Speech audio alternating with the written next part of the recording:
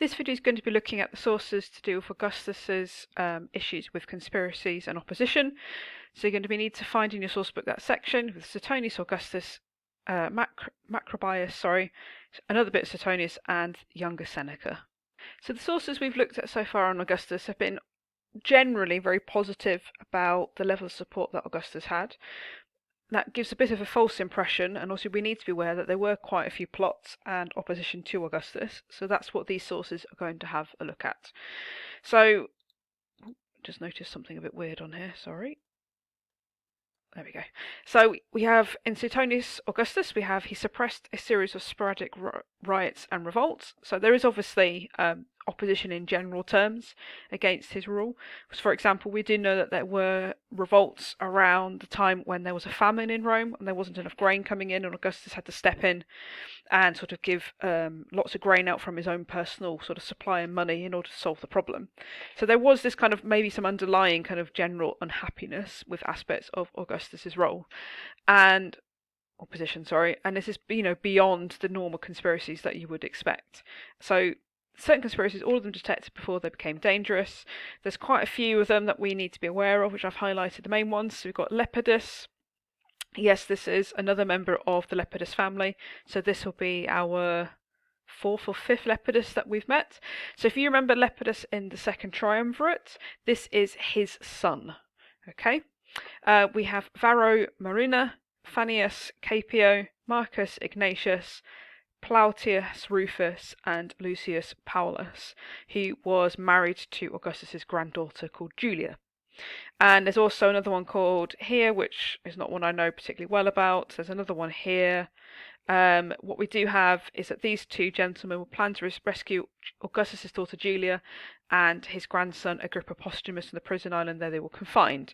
Obviously, you don't really know what that's talking about because we've not done the sources or the lesson about his family.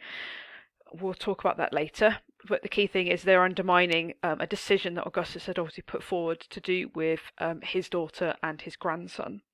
Agrippa Posthumus is the son of Agrippa. Posthumus means that he was born after Agrippa died, just so you are aware. So we've got the idea that we've also got attempts against Augustus' life made from the lowest ranks of life. So plebs were also trying to attack him, and slaves. So there's a guy called Telephus who thought he was going to be emperor and trying to attack him. There's another one who had a knife that snuck into his bedroom, or was near bedroom anyway. So they don't know whether or not he was maybe put up to it or he just genuinely was trying to kill him. Maybe he was insane, they're not entirely sure. So they just beware. So we've got some general kind of idea, we've got lots of different plots. There's going to be some more sources on some of these up here, and we've got some sort of members of his family, because these guys were not related to him, but were like within marriages as well. So there is sort of this opposition from all parts of society. So we've got the idea that slow in making friends, Augustus took to a man, he great constancy, and not only rewarded him his quality reserve, but even condoned his minor shortcomings. That's a nice friend, isn't it? Indeed, it would be hard to recall an instance when one of Augustus' friends fell from favour. Apart from Rufus and Gallus, two nobodies, a bit harsh, whom he promoted to a consulship and a governorship of Egypt. So we don't know much about what happened with Gallus. What appears to have happened, perhaps, was that he was trying to raise maybe an army or a rebellion within Egypt against Augustus. Also remember that Egypt was a province that you had to ask permission to go to from Augustus, because he understood the importance of it in terms of grain, in terms of wealth, so on and so forth. So the fact that this Gallus would have been chosen by Augustus to be the governor of Egypt and then went against him would have been a real kind of like horrific situation for Augustus to be in.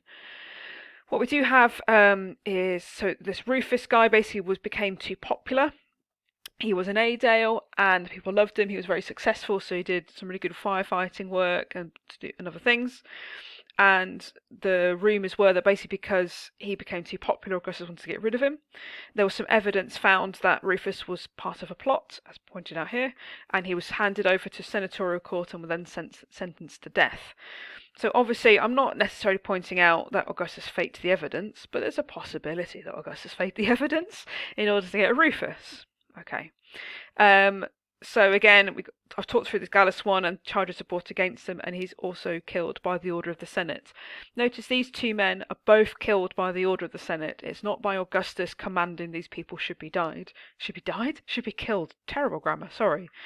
The key to Augustus, what he's trying to do is he's trying to show that he is doing everything legally and he's a true Republican. Remember, that's the key thing to everything he does. He's a true Republican. So if Augustus went around and just ordered the random, well, not random, but the deaths of people he didn't like, that's not very Republican. So he needs to make sure there is proper evidence of these people doing bad things. So that's why pretty much all of them end up going to trial. Evidence is therefore found, and then they are convicted by the Senate, and it's the Senate who orders their execution. Okay, so just be aware of that in terms of all of these different reasons why they're always brought to trial. So he's obviously unhappy about these people going against him. Okay. We then have this one by Caepio. So Caepio also planned to assassinate Augustus, but his plot was discovered and he was condemned. From memory, Caepio and Marina one was to do. There was a plot by one of them. I think it was Caepio. Then Marina was found to be joining in. Hang on, it says it here. For high treason against Fannius Caepio, who conspired against Augustus with Varro Marina. Essentially, this guy was definitely rebelling, and then this guy was found to be part of it when he challenged Augustus in a court case about something else, and he accused Augustus of lying, and he did this in public, which is a pretty stupid thing to do. And suddenly there was evidence found that he was conspiring with Caepio against Augustus. Read into that what you want. Okay, both were arrested, both were killed. And then we have the conspiracy of Cinna. This is very, very different. So this comes quite late, well, in the middle of his reign. Remember, Augustus has come into power in roughly 31 BC. Augustus dies in 14 AD, so we're well over halfway through. Augustus is getting older, and generally the sources on Augustus suggest that when he was younger, he was a bit bloodthirsty. So if you remember the Suetonius sources from section B to the Republic, and he was going around pulling out people's eyes and stabbing people because he thought they had like a knife. This kind of continued early on, so you've got all these people here being killed and thrown in prison, so on and so forth. Sin is going to be quite different, and it's said that Augustus kind of mellowed as he got older. So we have Cinna, evidence laid before him that Cinna was plotting against him. A particular brilliant put down from younger Seneca, not one of our most sparkling intellects. You can take that and use it against your enemies. So anyway, Augustus was told when, where, and how he planned to make the attempt. And so there's loads of evidence on this one that Cinna was definitely trying to do something. And Augustus decided he must punish him and called him a meeting of the Council of Friends. Makes sense. He can't sleep. He's thinking about what to do because this guy's from a really noble family and obviously had possibly done something really bad. He's also the grandson of Pompey, and he's like, oh, what am I going to do? Don't know what to do. So then his wife interrupts his thinking and sort of says, will you listen to me? Because obviously Roman men generally didn't listen to their wives. That's the official line. And she points out that, severity has got you nowhere. And she lists them. You've got Lepidus followed Salvadinius, Marina followed Lepidus, Caepio followed Marina, Ignatius followed Caepio, and there's loads of them. Okay? In fact, we're going to highlight quite apart from all the others. So there's been a lot of different plots. And all these people had been executed through trial. It says, now it's time for something different. See if clemency gets you any further. So don't kill him. Try something else because it's not worked. Now, one thing that sources generally don't like is a Roman woman telling a man what to do. Livia, if you remember in Tacitus, is often portrayed as being kind of like a plotting and trying to always get the better of Augustus and promote her son Tiberius. That may be an element of truth, but it's unlikely.